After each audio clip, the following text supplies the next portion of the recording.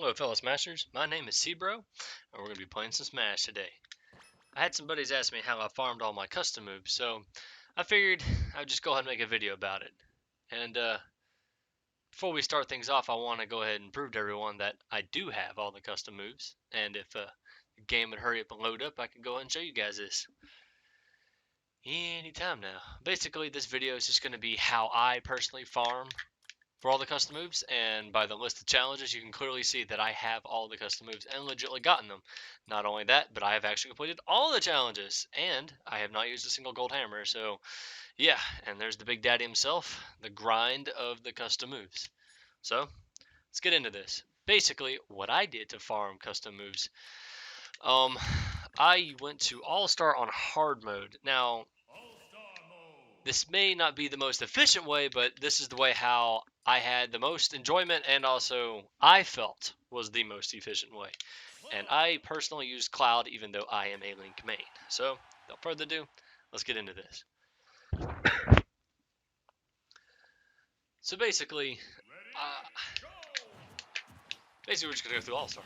I mean, what more else is just saying that? But I did do a little bit of research on what seemed to be the most popular way to go through dang it, to get all the custom moves, and that seemed to be a Trophy Rush. Now, my only problem with Trophy Rush was that it felt like the yield was a little off when it came to the custom moves. And what I simply mean by that is that when I went through All-Star, I tend to average around 3 custom moves and a run. It takes about 10 minutes to run through it. And now, I realize it's based off of RNG, but it definitely felt like the Trophy Rush, after several attempts of running 10-minute runs, so that's roughly about 3 and some runs, I would average less on my custom moves, and not only that, but it felt like I got more new custom moves from running through All-Star. Anyways, sorry, focusing on the fight. This is probably one of the, in my opinion, this is the worst map to be playing this particular match setup, because a lot of the All-Star is going to boil down to a little bit of luck. Anyways, I know there are more efficient ways of collecting all the trophies. Ah, darn it, I didn't realize I maxed out. Not the trophies, the custom moves. One of which being, of course, having using a turbo controller with Ganondorf going through the target smash. But, not all of us have turbo controllers to accomplish that with. Anyways. So, the reason for choosing Cloud to do this with is that Cloud, yes, he's a little bit on the light side, but he can make, as you can see, make pretty quick work of the opponents in the sense that the damage ratio is set pretty high, where you deal more to them, they deal less to you. Not to mention, it's based on also his KBG. Cloud has a pretty high KBG on a lot of his attacks. As I progress, I'll keep taking damage, building the rage, and it'll actually play towards my favor. Anyway, so as we keep moving on, they'll come across some particular enemies you're going to have to be careful over because of the sole fact, for some reason, they have some of the computers, or I should say some of the characters, some of their attacks deal more, I should say deal, but actually have more knockback to them than what they normally would have for some just strange reason. And I won because normally they just wreck you. Two of the characters for this fight, for that matter, would be Villager and Olimar. You need to kind of watch out for them. What I mean by that is Olimar's fire Pikmn, for some reason, they just hurt. And same with the Villager's bowling ball, cannonball, whatever you want to call it, his forward smash.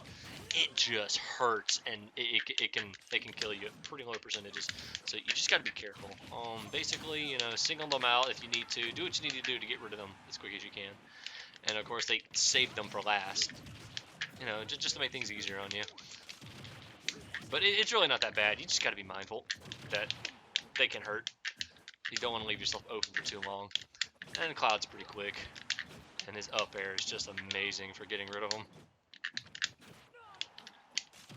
Nah, I should have followed it through. Woo! Not that would have hurt, but whatever.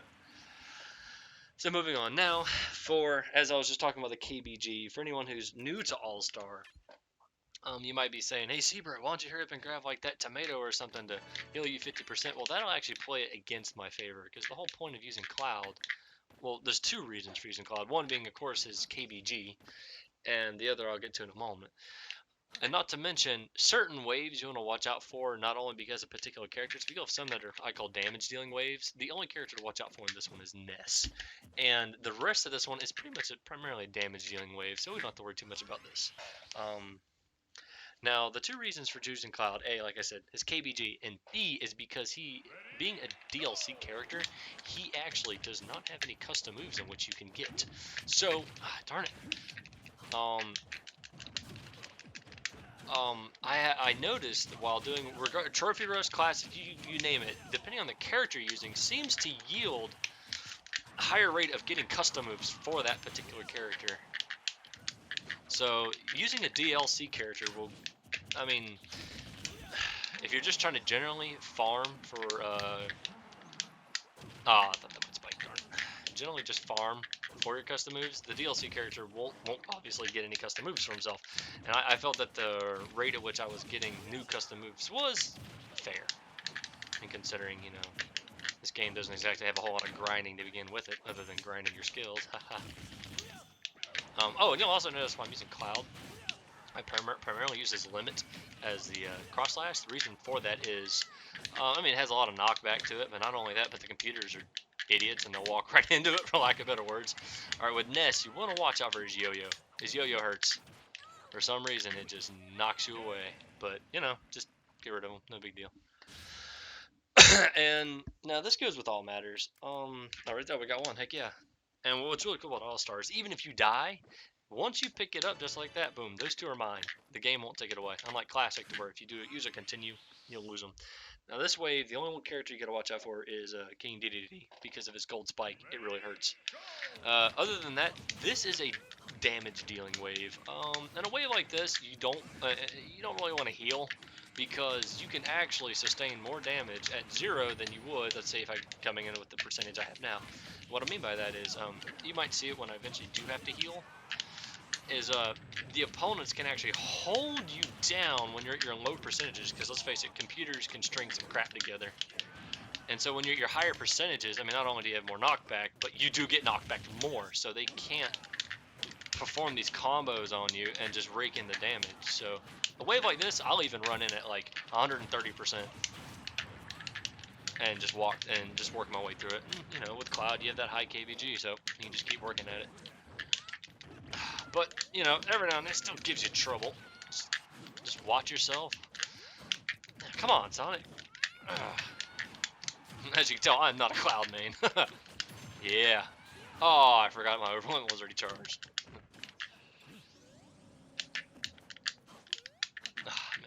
Alright, he's dead. Alright, yes, now we're at 150. We're at some good damage. See what we get. Alright, we got 2 now. Heck yeah, we're moving right along. I like this.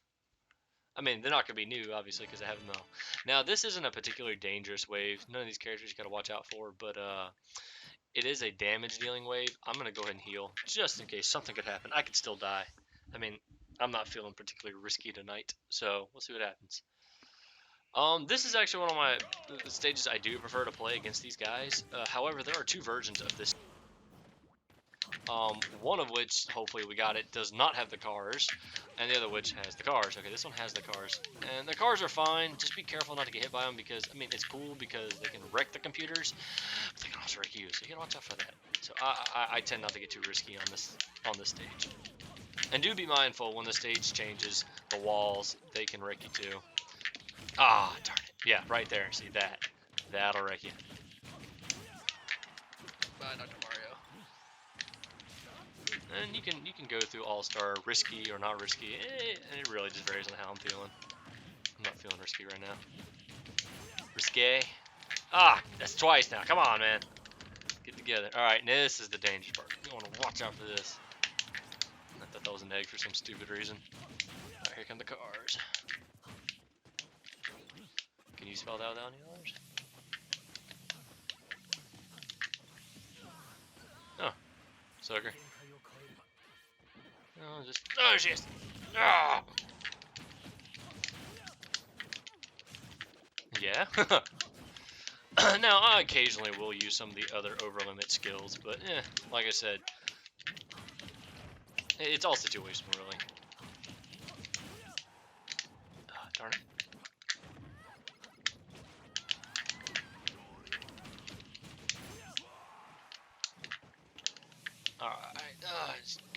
careful. I can't remember which one the cars will wreck you on, because there's one of these daggum parts of the stage where the car's like, oh, by the way, even though you're on the stupid platform, we're gonna wreck you. Oh, thought I got Mega Man in that too.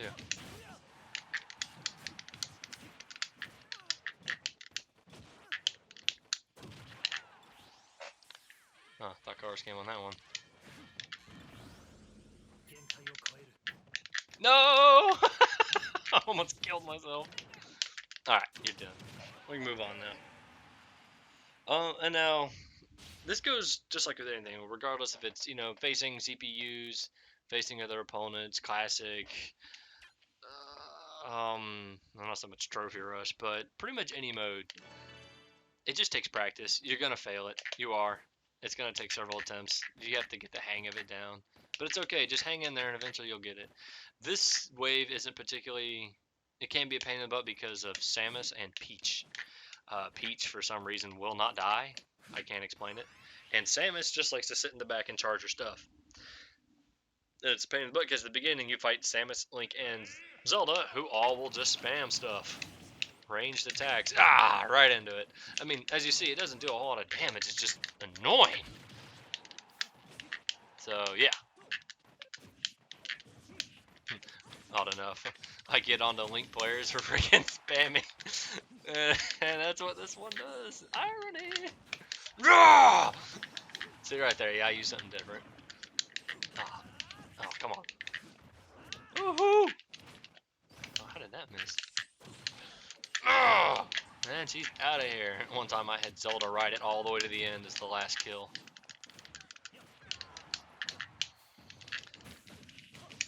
Alright, moving right along.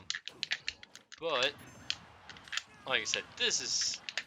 Oh, crap. Oh, it's always scary. But see, it just doesn't do anything, so you're okay.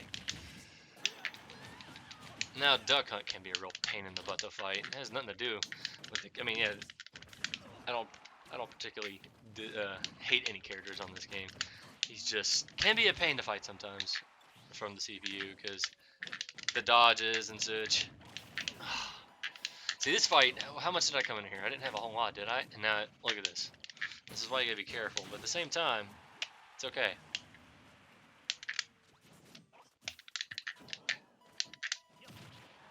Thought about using finishing touch, I'm not gonna lie. But I was like, 180. Yeah, I came in there with 40, and I took 140%, but it's okay. You want the rage. Now, this fight, a lot of people would be kind of intimidated by, because you get characters like Game & Watch and Little Mac, but this by far, after you make it past the previous fight, it's all downhill. And what's really cool is once you grab those two wrenches, you actually can just die. You do not need to finish this fight if you don't want to. In fact, it'll make it quicker. But come on, I like to finish the fights. You know, points, money. I mean, you know, because when you have all the challenges, you have stuff to spend the money on. And as you see, I just wrecked the crap out of Little Mac. Little Mac and Game & Watch, you don't have to worry about. Yeah, Little Mac may have his counter and his KO punch, but they do nothing. I've been hit by his KO punch at high percentage, and it's just like, ha, nothing. And same with Game & Watch's 9. It doesn't do jack. So you don't have to worry about it. There's no...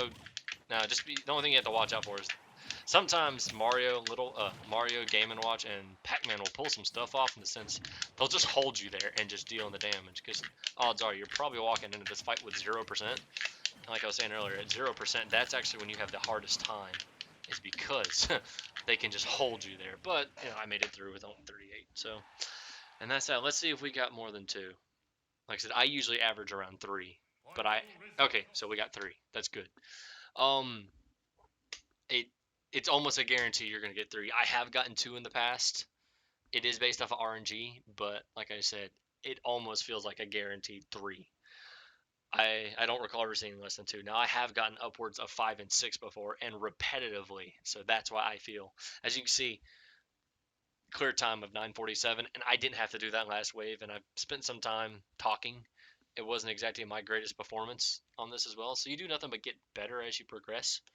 So this is why I feel this is the most efficient method. No, this is I shouldn't say the most efficient method. This is the method that I chose because I felt it was, I guess, the most efficient method. I mean, granted, the most efficient, like I said, is the trick with turbo controller in Ganondorf, but let's face it, don't have a turbo controller to do it with. So, anyways, well, thank you guys for watching my video, and this is how I farm for custom moves. If you have any questions about it, leave it in the description below. And without further ado, have fun farming your custom moves.